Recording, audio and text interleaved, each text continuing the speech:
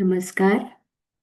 सार्थ श्री गुरुगीता भाग 7वा, श्लोक 61 ते 70. श्री गणेशाय नमः. शुद्ध समन्तात ज्वाला परिचकाधिया मंत्रराजमिमं मन्ये हर्निशं पातु मृत्युतः. अग्नी शुद्ध समन्तात म्हणजे ज्ञानाग्नीने शुद्ध होऊन ज्वाला परिचकाधिया म्हणजे सर्व बाजूंनी ज्वालाने वेढलेलं आहे. कशाच्या? बुद्धिरूपी ज्वाला आणि अग्निशुद्ध समंतात. हं? म्हणजे आपण म्हणतो ना, तावून सुलाखून निघणं. अग्नी परीक्षेतनं तावून सुलाखून निघणं आणि सर्व बाजूनी बुद्धिरूपे ज्वालांमध्ये म्हणजे सर्व जे बुद्धीचे प्रतिपादक आहेत, जे विचार करणारी मंडळी आहेत, त्या विचार करणाऱ्या मंडळींनी तावून सुलाखून त्यांच्या कसोटीला उतरलेला हा मंत्रराज अहर्निश रात्रंदिवस रात्रंदिवस माझं मृत्यूपासून रक्षण करू. पातु मृत्युतः म्हणजे दुर्घटनांपासून. मृत्यू म्हणजे आता फक्त देहाचा मृत्यू नाही आपण इथे म्हणू शकत.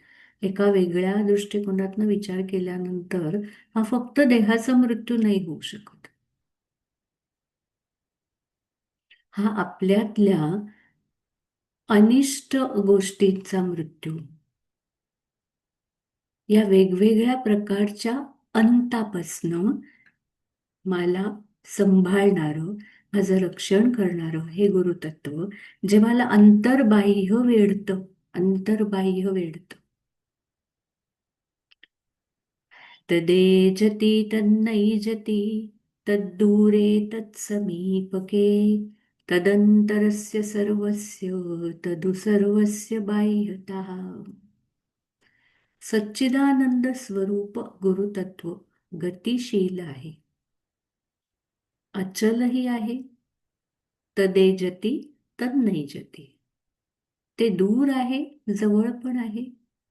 म्हणजे जे जाणारं आहे आणि थांबणारही आहे, ज्याला गती पण आहे आणि जे अचलही आहे, दोन्ही एका वेळेस आहे. दोन टोकाच्या दोन गोष्टी एका वेळेस असू शकतात का? असू शकतात. ते दूरही आहे आणि तितकंच जवळही आहे.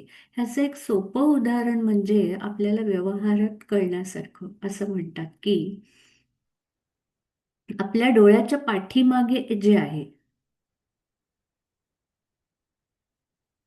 ते आपल्या जवळ आहे का दूर आहे? अत्यंत जवळ आहे की नाही? डोळ्याच्या पाठीमागे आहे, ते आपल्याला अत्यंत जवळ आहे. पण दृष्टीपथाच्या दृष्टिकोनातनं बघायला गेलं तर ते सगळ्यात दूर आहे. आपली लांब लांब लांब पर्यंत दृष्टी गेली तरी आपल्याला ते दिसत नाही जे डोळ्याच्या पाठीमागे आहे. मग ते दूर आहे का जवळ आहे? तर ते दूरही आहे आणि ते जवळही आहे. ते गतिशीलही आहे आणि ते स्थितही आहे, ते अचलही आहे. ते सर्वांच्या अंतरी आहे. तदंतरस्य सर्वस्य तदु सर्वस्य बाह्यता. ते आतही आहे आणि ते बाहेरही आहे. अजोहमजरोहञ्च अनादिनिधन स्वयं अविकारश्चिदानन्दं मणीयान् महतो महान्. अजोहम, अज मी जन्माला आलेलो नाहीये. अज म्हणजे जन्माला येणं. अज म्हणजे मी जन्मलेलो नाहीये. अजर अहम म्हणजे मी वृद्ध, कधी जर म्हणजे म्हातारा होत नाही, चिरतरुण आहे. अनादि मी कधीही म्हणजे मला कधी सुरुवात नाही आणि मला कधी एंड नाही. अनादि निधन स्वयं अविकार, मला कोणताही विकार नाही. चिदानंदमय आहे आणि आणि यान महतो महान, मी लहानात लहान आहे आणि मोठ्यात मोठा आहे. असं शिव सांगतायत की असं गुरुतत्व आहे. जे जन्मालाही येत नाही त्यामुळे ते मरण्याचा प्रश्न नाही. ते चिरतरुण आहे, त्याला कधी वृद्धत्व येत नाही. ते अनादी आहे, ते अनंत आहे, ते अविकारी आहे, आणि ते अखंड आनंद स्वरूप आहे. लहानाहूनही लहान आहे आणि मोठ्याहूनही मोठं आहे. सर्वत्र विभू प्रभू असे जे तत्व. अपूर्वाणां परं नित्यं स्वयं ज्योतिर्निरामयं विरजं परमाकाशं ध्रुवमानन्दमव्ययम्. अपूर्वाणां परम नित्यम. हं? गुरु हा युगपुरुष असतो. गुरुतत्व नित्य सदैव असते. परम नित्यम अपूर्वाणाम म्हणजे जसं कधी पूर्वी झालं नाही असं कायम असणारं. स्वयं ज्योतिर्निरामयम ते स्वतः ज्योती स्वरूप आहेत. कशी ज्योत? तर निरामय ज्योत. निरामय ज्योत म्हणजे शांत ठेवणारी, सतत शांत ठेवणारी निरामय ज्योत. विरजम परमाकाशम ध्रुवम आनंदम अव्ययम. म्हणजे कुठे राहतं ते? विरजम म्हणजे विराजते कुठे? परमाकाशात. म्हणजे आपलं पंचमहाभूत, महदाकाश आणि त्याच्या वरचं परमाकाश. म्हणजे आपल्या पंचमहाभूतात पंचभौतिक देहामध्ये, पंचभौतिक विश्वाच्या पलीकडे, देह मन बुद्धीच्या पलीकडे जे तत्व आहे, म्हणून ते अतिशय शुद्ध आहे आणि ते सतत आनंदमयी आहे आणि ध्रुवम आहे. कधीही जे नाश पावत नाही, कधीही जे लयाला जात नाही, जे कायम असतंच परम नित्यम असं जे आहे ते गुरुतत्व आहे. आता हे विशेष गुण सगळे गुरुतत्वाचे सांगितले जातात, कॅरेक्टरिस्टिक्स गुरुतत्वाचे. श्रुती प्रत्यक्षमैतीयम अनुमानश्चतुष्टयम यस्य चात्मतपो वेद देशिकं च सदा स्मरन् मननं यद्भवं कार्यं तद्वदामि महामते साधुत्वं च मया दृष्ट्वा त्वयि तिष्ठति साम्प्रतम्. श्रुती प्रत्यक्षम ऐतिह्यम अनुमानश्चतुष्टयम. म्हणजे हे चार मार्गाने गुरुतत्वाचं आत्मतपोबल जाणलं जातं. प्रत्यक्षम प्रत्यक्ष प्रमाण, ऐतिह्य म्हणजे इतिहास, आणि अनुमान म्हणजे वेदशास्त्र, प्रत्यक्ष प्रमाण, इतिहास आणि अनुमान. वेदशास्त्र म्हणजे जे लिहून ठेवलेलं आहे ते. प्रत्यक्ष प्रमाण म्हणजे जे दिसतं ते. इतिहास म्हणजे जे ऐकिवात आहे ते. आणि अनुमान म्हणजे अंदाज बांधणं त्याच्यावरनं, की जे प्रत्यक्ष पाहिलं नाहीये, पण जे पाहिलं, जे ऐकलं त्याच्यावरनं अनुमान बांधणं.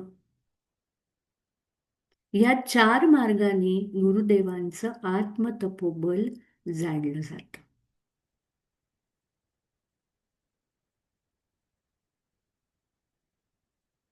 आणि मग काय म्हणतात, की अशा गुरूंचे स्मरण करून हे महामते माझ्या समोर बसलेल्या तुझ्यातल्या साधुत्वाला बघून आता ज्या विषयावर मनन केलं गेलं पाहिजे तो विषय मी सांगतो. म्हणजे इतक्या वेळांनी ईश्वर काय केलं गेलं पाहिजे, इतका वेळ काय चालू आहे, गुरुतत्वाची महती, गुरुतत्वाचे गुण, गुरुतत्वाची महती, गुरुतत्वाचं महत्व, गुरुतत्वाचं अद्वितीयत्व, हे सगळं आपल्याला आत्तापर्यंत सांगतात की कसे आहेत, कुठे आहेत, गुरु म्हणजे काय. पण मग आता केलं काय गेलं पाहिजे? म्हणजे ईश्वर पार्वतीला सांगतायत की आता मी इथून पुढे तुला सांगणार, तुझ्यातलं साधुत्व पाहून आता मी तुला इथून पुढे सांगणार की काय केलं गेलं पाहिजे. अखण्डमण्डलाकारं व्याप्तं येन चराचरं तत्पदं दर्शितं येन तस्मै श्रीगुरवे नमः. अखंडमंडलाकारं, सगळं मंडल म्हणजे फक्त पृथ्वीच नाही, पृथ्वीभोवतीचं सगळं अखंड मंडल, व्याप्तम येन चराचरम, ज्याने सगळं चराचर व्यापलं आहे, असं जे तत्व आहे, ते तत्व ज्यांनी आम्हाला दाखवलं, हं? जे सगळीकडे भरलेलं तत्व आहे ते आम्हाला ज्यांनी दाखवलं, तत्पदम दर्शितम येन, अशा गुरूंना माझा नमस्कार. की आमचं बोट धरून ते आम्हाला तिथपर्यंत घेऊन गेले, आमचं बोट धरून ते आम्हाला पूर्णत्वाकडे नेऊन गेले. सर्वश्रुतिशिरोरत्न विराजितपदाम्बुजः वेदान्ताम्बुजसूर्यो यस्तस्मै श्रीगुरवे नमः. ज्याचे चरण कमल सर्व वेदांच्या मुकुटमणीरूपी आहेत, सर्व श्रुतींचं शिरोरत्न आहेत, ते ज्यांच्या पायाशी नत आहेत. सर्व श्रुती आपल्या मुकुट मुकुट ज्यांच्या पायाशी टेकवलेले आहेत, आणि जे वेदांत रूपी कमळाला विकसित करणारं सूर्य आहे. वेदांतांबुज सूर्य, वेदांत अंबुज, अंबुज म्हणजे कमळ. वेदांताच्या कमळाला जे प्रफुल्लित करणारे सूर्य आहेत, अशा श्री गुरुला नमस्कार. यस्य स्मरणमात्रेण ज्ञानमुत्पद्यते स्वयं, य एव सर्वसंप्राप्तिस्तस्मै श्रीगुरवे नमः.